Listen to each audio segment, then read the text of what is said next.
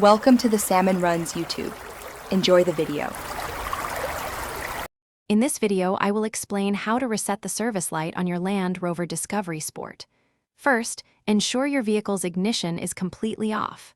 Then, open both the bonnet or hood and the driver's door. These initial steps are crucial for the system to recognize the reset sequence. Don't worry, you won't need any specialized tools for this straightforward process. Next, turn your ignition to the on position, but do not start the engine. With the ignition on, fully depress both the accelerator and brake pedals at the same time. It's important to hold them down firmly and continuously. Maintain this position for a full 60 seconds, which is 1 minute, to allow the vehicle system to register the reset command.